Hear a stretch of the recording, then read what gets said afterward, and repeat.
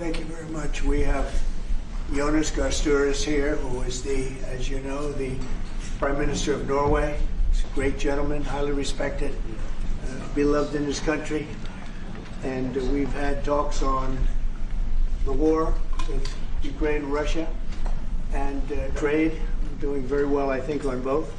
We've had some pretty good movement in every respect. The war is very important that it ends with, I used to say, 2,500 people a week dying, young people, mostly soldiers from Russia and Ukraine. And we want to end that war. We want to end it quickly. And I think we've made a lot of progress. And we'll see what happens. This next few days is going to be very important. Meetings are taking place right now. Additionally, we talked about trade, and we will definitely, we get along very well on trade. We'll do something, but I think the Prime Minister knows that over the years the United States has been very good to a lot of people, and it's time for us to benefit also. So we're going to have a good relationship on trade, and we discussed other things also. But Mr. Prime Minister, it's an honor to have you at the White House. Thank you very much. Well, thank you, Mr. President. This year is 200 years since the first immigration from Norway to the U.S. We come here early in your term. Appreciate that you take time. We have highlighted that very close cooperation. We are allies. We look after security in the north, in the Arctic. A lot of confidence between our services. We have discussed in detail the war in Ukraine. I have saluted the President for his initiative to make progress towards something that can be a ceasefire and an end to this terrible conflict. It is a complex picture, but it needs political will and push, and we have exchanged ideas on that. And then I think the President and his team have been open to hear our perspectives. And on trade, we have also emphasized that we can benefit, both of us, by trading. We can be complementary, and we can find good solutions. But first of all, I appreciate, Mr. President, the spirit and the tone of this conversation, which has been confirmation of a very strong partnership. Thank you very much. Appreciate it. Any questions? Yes. First, Mr. President, have you spoken about the tariffs that you want to impose on Norway? Is there a chance that you can lower? We spoke about trade, and we understand each other very well. I think we'll have no problem. You think that you will get an agreement? I think we'll have no problem whatsoever with Norway. Mr. President, did you discuss a possible visit to Norway? Did you discuss a possible visit for President Trump to We Norway? didn't, but I love it. I mean, I've been there, and it is a beautiful place. They have. But I told the President that, you know, he is receiving us early in the term. He's welcome to visit Norway. We would like to have him, and it will be another way of emphasizing this strong friendship. Mr. President, Norway has been a staunch supporter of Ukraine since the Russian invasion in 2022. Has something been discussed here today that may have altered your views on things? No, we want to, very simply, I have no allegiance to anybody. I have allegiance to saving lives, and I want to save a lot of lives. A lot of young people, mostly young people. It's the war.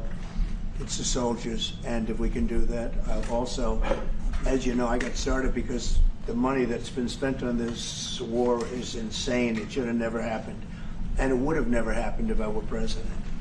But Biden spent $350 billion on this, and it's a shame, and that's what got me involved. And then I looked at, and I see the results. It's horrible. It's a killing field. 5,000 soldiers a week on average, and we want to stop that. We both want to stop that for a lot of reasons, but I would say that is my number one reason. Do you think that Russia, that we will get Russia to accept a deal that also Ukraine and Europe is willing to accept? I think so, yeah. I do. I believe they will accept, and I think we're going to get this over with. I hope so, soon. Continue to lack support from NATO allies in your goal of obtaining Greenland. How will you proceed if you don't get that support? Well, Greenland's going to be interesting, but that's for another day. I think we need that for international peace. What are you expecting of your And if you allies? don't have that, I think it's a big threat to our world. So I think Greenland's very important for international peace. Yeah, please go ahead. Mr. President, this morning in Truth Social Post, you used the words Vladimir, stop. That seemed like a slightly different message, a personal message. What is your level of frustration with President Putin? I didn't like at this last point? night. I wasn't happy with it. And we're in the midst of talking peace, and missiles were fired.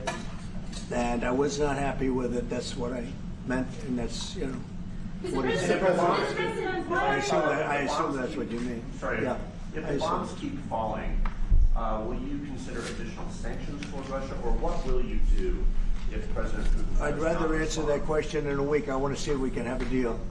No reason to answer it now, but I won't be happy. Let me put it that way. Mr. Things President, will happen. Mr. President, why are you not putting more pressure on Russia? I know a lot of Europeans. Putting a lot of see that. pressure. You don't know what pressure I'm putting on Russia. They're dealing. You have no idea what pressure I'm putting on Russia. We're putting a lot of pressure. Can you maybe tell us what kind of We're pressure putting are a you lot putting of on pressure on Russia, and Russia knows that, and some people that are close to it know, or he wouldn't be talking right now. The Prime Minister understands that better than anybody. He wouldn't be talking right now. He's talking, and we're putting a lot of pressure. I think he wants to make a deal. We're going to find out very soon, but it takes two to tango, and you have to have Ukraine want to make a deal too, and they're being hit very hard, and I do believe they want to make a deal. Mr. President, Mr. Prime Minister, if I may. You said that the Ukraine have to give some territory to win peace, among them Crimea. Do you stand by that? And I know that the former NATO General Secretary today has told you that he does not agree, and he believes in territorial integrity of the Ukraine. How will you deal with that with your allies? And do you Well, stand by that Ukraine have to give Former Crimea Secretary to General peace? happens to be right here, you know, so they can't put words in his mouth. He's been a great general, frankly. It was because that's what you are. Really, you're a general.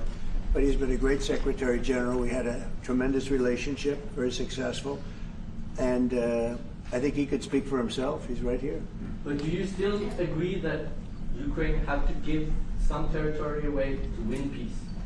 Well, it depends what territory. They've been fighting. They've lost a lot of territory. We'll do the best we can, working with Ukraine. We'll do the best we can. But they lost a lot of territory. When you say Crimea, that was handed over during a president named Barack Hussein Obama.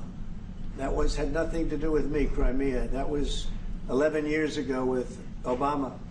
And they made a decision. There wasn't a bullet fired. There was no fighting. There was no anything. They just handed it over. Now they say, well, can you get it back? I think that's going to be a very difficult thing to do. That was given by Barack Obama when he was president, not by Donald Trump. Thank you, Mr. Mr. President, President. you had a long You have meeting, a peace Mr. President. proposal that you put on the table. It's a 30-day ceasefire proposal. Your national security team presented it to both Ukraine and Russia. 2 months ago, Ukraine agreed to that ceasefire proposal immediately. Russia has not. And my question is Russia the obstacle to peace based upon that, just getting to that 30-day ceasefire? I don't think so. I think that they both want peace right now. They're ready to do something. We'll see what happens. Complicated, very complicated. But I think they are both very much looking to make a deal. Marco, what would you say? Well, first of all, what was put before our partners was options to discuss about things that it would take to end a war. This war is endable. Both sides just have to agree to it. We've shown them a pathway forward. We've discussed those ideas. It was a good meeting yesterday. There'll be good meetings over the weekend. We've shown them the finish line. We need both of them to say yes. But what happened last night with those missile strikes should remind everybody of why this war needs to end. It's horrible those missiles landed. What's even worse is there are today people that were alive yesterday that are not alive today because this war continues. And the president wants to stop it. And everyone should be thanking the president for being a peacemaker and trying to save lives. That's what we're trying to do here. It's not our war. We didn't start it, as you know. But we're trying to end the dying. We're trying to end the destruction. And we've shown the path forward. We can see the finish line, but both of them have to get there. We're going to do everything we can to help them get there, but they have to ultimately say yes. Both And of we them are do. using a lot of pressure on both. You know, if you think we're just in there because we're nice people, and we are nice people, but we're using a lot of pressure on both. What We've had a long concessions, meeting, Mr. Mr. President, and to your national security team, what concessions has Russia offered up thus far to get to the point where you're closer to peace? Stopping the war, stopping taking the whole country. Pretty big concession. Mr. President, if you are going to take down the tariffs, what do you want Norway to buy more of from the U.S.? To buy more? Well, you don't need snow. You don't need skis. You don't need ski champions either, right? You have a lot of them. We just want to keep the relationship the way it is. We've had a great relationship. I think now maybe closer than ever, but we've had a great relationship with Norway. I think just keep it the way it is. You can't do better. Really? Not even by, say, Well, if they want to give us some additional concessions, that's okay. You can't do much better. Yes, yes. Mr. President, you've had a long meeting with Norway today. You said that Norway is doing a lot of things right, but on the Ukraine, if I can ask both you and the Prime Minister, did you find common ground today on Ukraine and the peace plan? Totally. It's totally common ground. The Prime Minister can speak about it, but I can just say he wants to see people stop dying more than anything else, and he'd like to see it end. He's going to help us end it. Can I say that to move towards an end of this war, U.S. engagement is critical, and President Trump made that possible. That is clear, that is obvious, it's really happening. Now the important thing is that both parties have to know that they have to deliver, and they have to feel the pressure to deliver. Ukraine is under attack. They are defending themselves. Lives are being lost. And we believe very firmly that there needs to be a ceasefire, the initiative taken by the US some time ago. It needs to be respected. And then to move on to something which both parties can own. That is the complicated part in such a dramatic war. And here I believe Europeans and Americans working together, as we do much closer now. I salute the team of President Trump of being, open in that process. We had a good discussion on this today, and then we have to move on, and we cannot lose time because this is too much drama happening. One thing is people losing their lives, but it is a bad thing for Europe, and it's a bad thing for the world to having such a broad conflict going on. It can have ramifications far beyond Ukraine. Mr. President, follow-up question. Sir, Mr. President, I forgot my question. I wanted to ask about. It's all right. That happens. It happens sometimes. Yeah. No, Mr. President, I wanted to ask about the. Well, actually, Zelensky has said that he wants more Patriot missiles. So far, has been no response from the United States. If you, as the United States, decides to pull out of negotiating for peace, trying to broker peace, does that also mean a no on Patriot missiles, a no on sharing intelligence with Ukraine? Let's see what happens. I think we're going to make a deal. And if we make a deal, that'll be wonderful. We won't have to worry about your question. You can ask that question in 2 weeks, and we'll see. But I think we're getting very close. The Prime Minister feels the same way, and we'll hopefully not have to answer that question. Mr. President, Norway is the third country to be officially invited to the White House after Liberation Day. Why did you invite Norway so soon to the White House? Because I like them. And I like your Prime Minister, and I like the way your government runs, and I respect the King. He's highly respected in Norway. It's a great thing, not an easy thing to do. He's done a great job. Yeah. Would you like an invitation to visit the King? Absolutely. You get me that invitation. I just told the President he's welcome to visit Norway. President Trump, first like Carmen, you said before that you like the Norwegian Petroleum Fund, and I'm wondering if that has been up for discussion today, the way that we have structured our money and whether. Well, this fund was created in the late 1990s to save for future generations the income from oil and gas. Norwegians should continue to work as hard, dedicated, innovate, and move forward, despite having these incomes, which we happen to be in the period of our history where we can harvest, and we have transferred that into investments, half of them, by the way, here in the United States. Mm-hmm. So I think this is a model which we have been able to explore. If we can share experiences, and we do with our colleagues in the US, you never copy this one-to-one, but there can be techniques and way of working that we have used in organizing our fund. Jens Stoltenberg was the finance minister when the first dollar entered that fund, so he is a safe hand to have as a finance minister today. What do you say? No, and as you said, Mr. Prime Minister, we are ready to sit down with the U.S. To also work with them on if they want to establish a sovereign wealth fund, because we have a good experience with our fund. And I think that one example of how we work together with the United States is that half of the fund, close to $1 trillion are invested in the United States, mainly in equity, but also some in fixed income, including government bonds. So this is an expression of trust in the United States, expressed by the strong investment of the sovereign wealth fund. Then just briefly on Ukraine, since it was mentioned, we had a very good and extensive discussion about Ukraine, the path forward to peace. And as the Prime Minister said, we commend the US for pushing forward to try to find a negotiated solution. At the same time, we need to continue to support Ukraine, and therefore I'm proud that Norway has actually tripled the military support to Ukraine.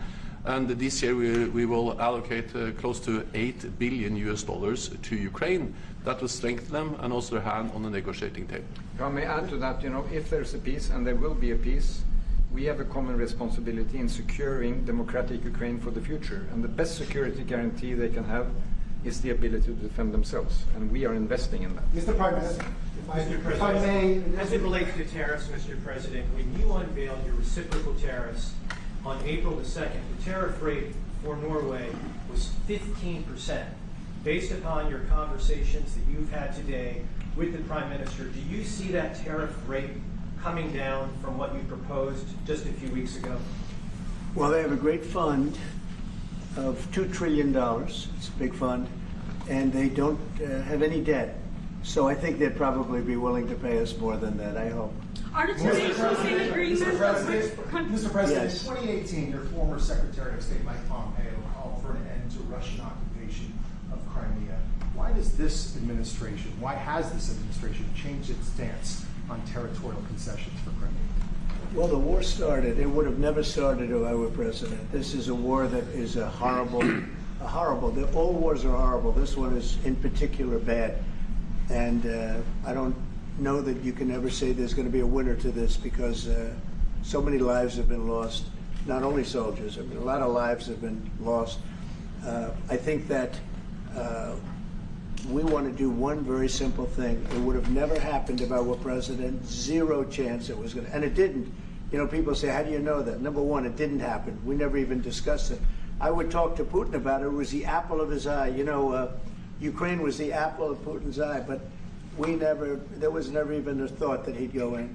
And I think he understood that I would not be happy if he did. And it was only when I got out, and when you mention what happened to Ukraine years ago under President Obama and a vice president that was also president later, unfortunately for this country, what happened is large chunks of land were given up, and it was called Crimea, and that was a big thing. That was a big moment.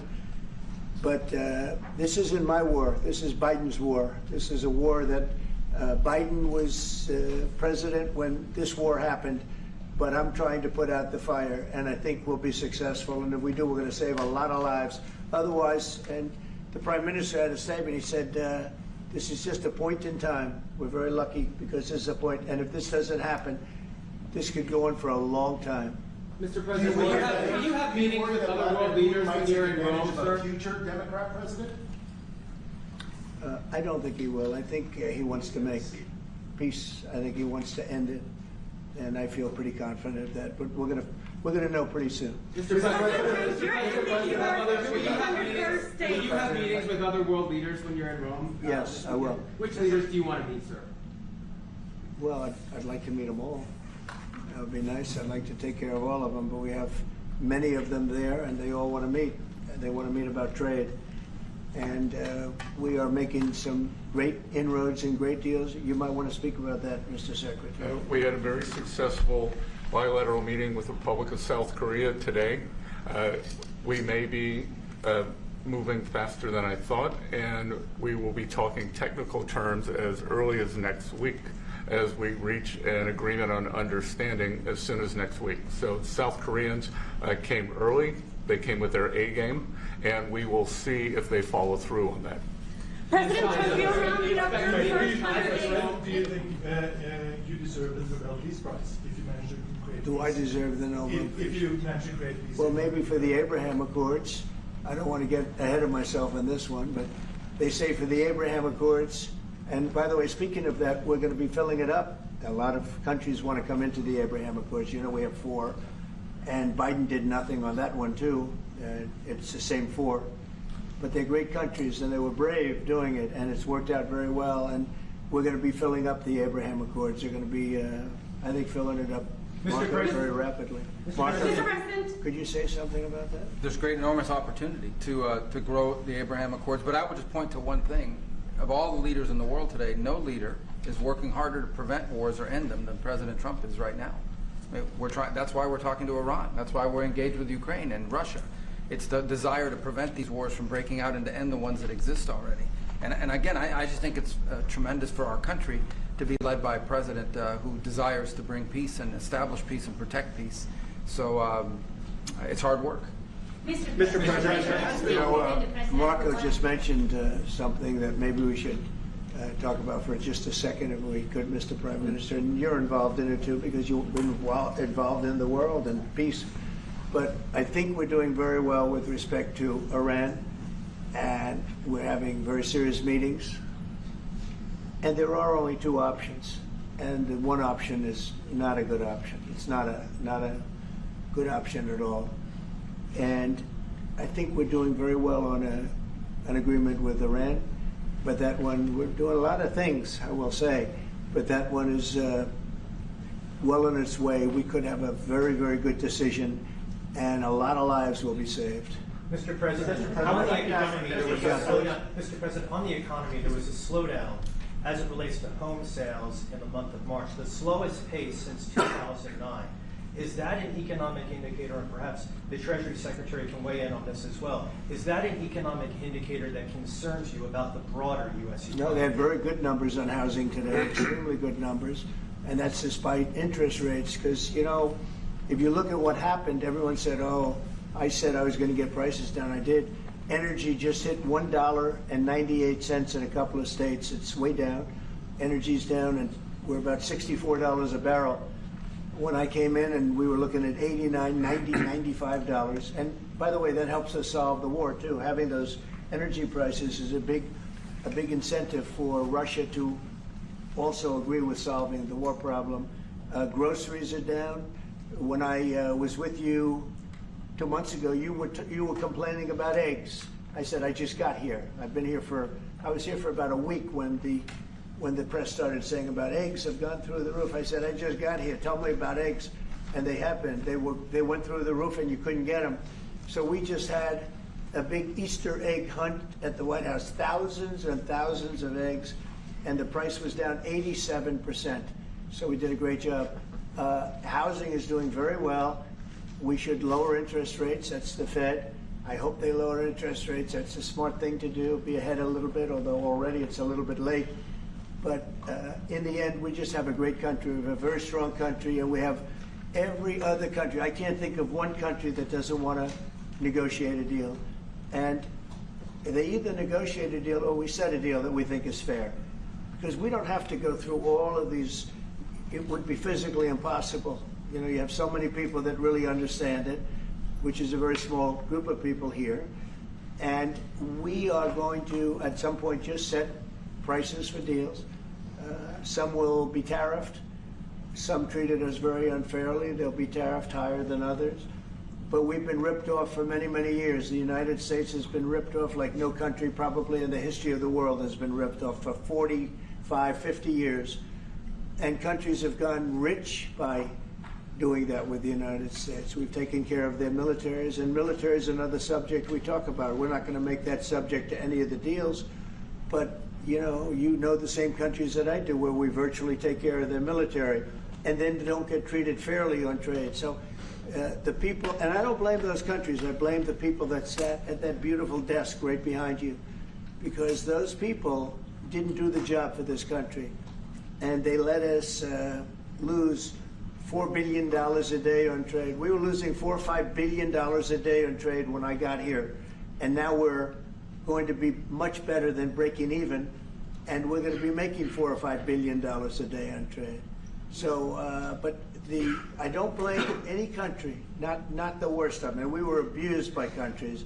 I blame the President of the United States that happened to be sitting when these deals were made. Disgraceful. When I was here, we had a great 4 years. We had the most successful economy in the history of our country, my first term. And we were very tough on trade. And with China, as you know, they paid hundreds of billions of dollars in tariffs. But nobody else ever did that. China paid not 10 cents to any other president. And but not only China, virtually every country got away with murder. And we just can't let that happen. Thank you very much, everybody. Thank you very much. Appreciate it. Thank you very much. Thank you, thanks, everybody. Head out. Please start moving. Thank you. Thanks, everybody. Thank you, press. Head out. Let's go. Thank you. Thank you. Keep going. Keep moving. Thank you. Thank you, press. One little mistake. It's over. One mistake. Peter, out. Sorry. I just